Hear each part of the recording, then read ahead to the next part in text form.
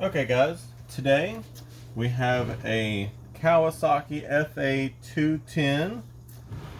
This is a cat pressure washer.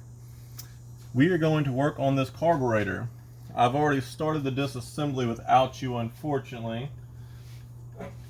But when we pulled the gas tank, it's got lots of lovely sludge. The pickup tube started disintegrating. We may have to replace part or all of that with some hose. Our controls are very gummy. When you move the governor, it's very slow to react. There's no way it would run like this. What I did is I put a little fuel down the spark plug hole, turned it over, we have spark. It ran for a few seconds, so we know we're good to go. No bottom end knock, no major issues. We got a carb job. That's going to be the big thing today. So let's take this thing off and put it in the cleaner and see what we get.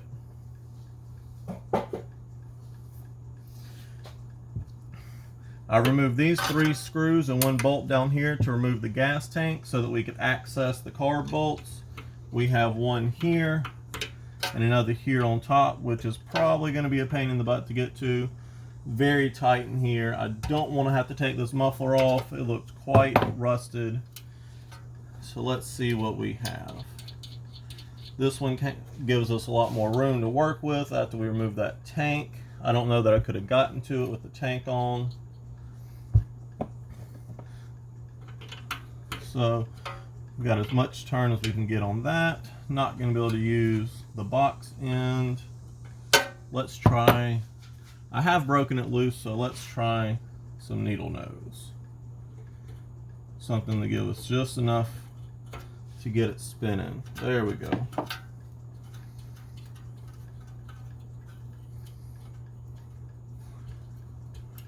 You guys need to let me know if I'm getting in the way. I can't really see the screen until after I finish the videos, so I do my best, but I know I'm probably in the way on some of the shots. I already took the choke off that came off with the gas tank. This is one of our gas tank screws. Let's see if we can get this off without destroying these gaskets. Oh, that came off pretty nice. Get you out of the way. Alright, now we can rotate the carb to get it off this linkage. There's the governor linkage, and then we have this spring. The purpose of this spring is to help take up the slack in the linkage so that it doesn't surge. Alright, we got that carb off. Let's blow it out. You're gonna have a little bit of a noise alert here. That got all in my eyes. Excellent. Love rust and gasoline in the eyes in the morning. Please wear eye protection and be careful when you're doing this kind of stuff. It's easy to get hurt. Alright, so let's see what we're working with here. I'm going to start by hitting this with a little bit of carb cleaner to try and figure out where we are. I need to grab my bucket.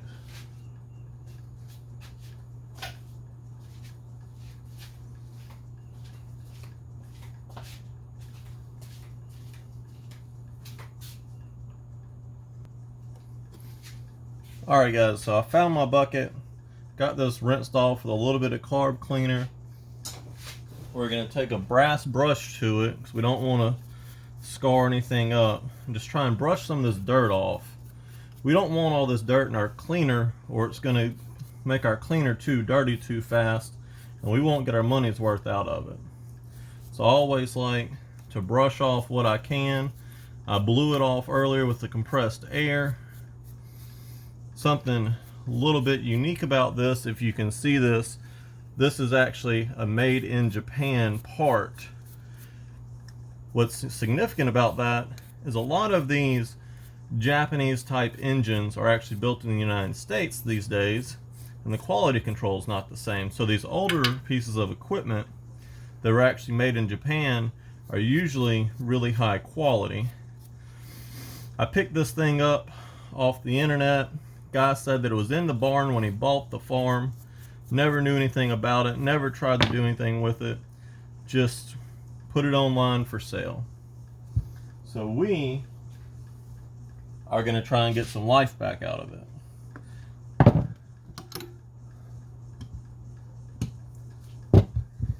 Get the appropriate size screwdriver. If you notice, we don't have a float bowl. The entire gas tank acts as a float bowl. It mounts up to the bottom of this carburetor.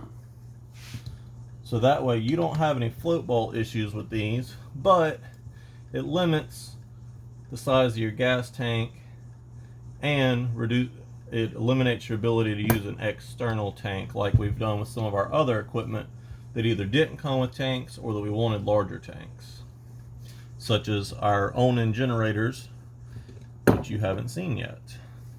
So we took these two screws out here. We're gonna try and separate this. This is going to be where most of the magic happens, inside between these two plates.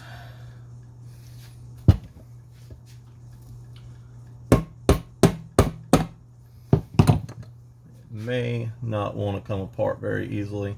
Looks like there's one more screw I may have missed right here in the center. So we're going to try taking that one out.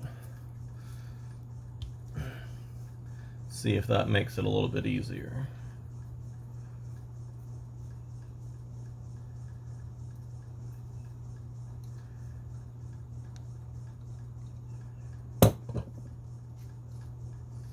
That's a long one. It went all the way through to the bottom. Oop, tearing that gasket up. Might have to make a new one before we're done. I'm not sure. I think this has to come apart before we can disassemble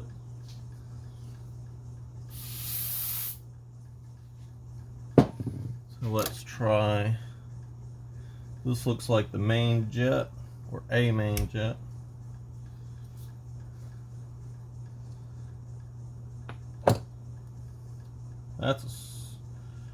Not sure. Not even sure. That didn't do anything.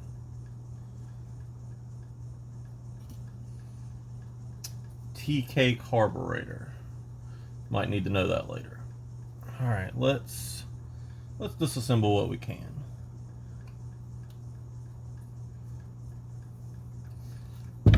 Taking apart.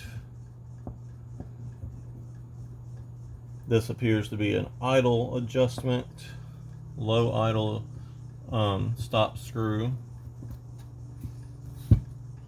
That may actually be a jet, actually.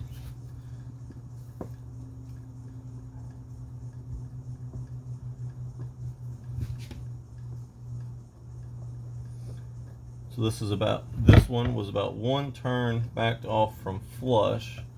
So we'll keep that in mind when we go to put it back together. Give us a ballpark of where to start. That's probably the idle jet. We have a screw behind that.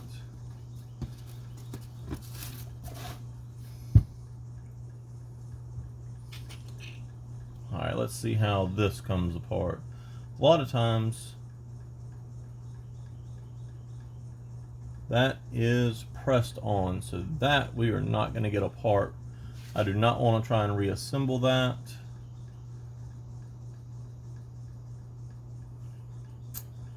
It's maybe a little bit more of a challenge than I thought it was going to be. So what about this throttle plate? That is a big throttle plate. And it pulls straight out. That's amazing. Must have been held in by one of those other screws that we already took out. Alright, I see the emulsion tube. Let's see if we can get that out of there. It's always nice to get the emulsion tube out, because the emulsion tube has a bunch of little tiny holes in it, and if it doesn't get cleaned properly, it's not going to run properly. That does not act like it wants to come out.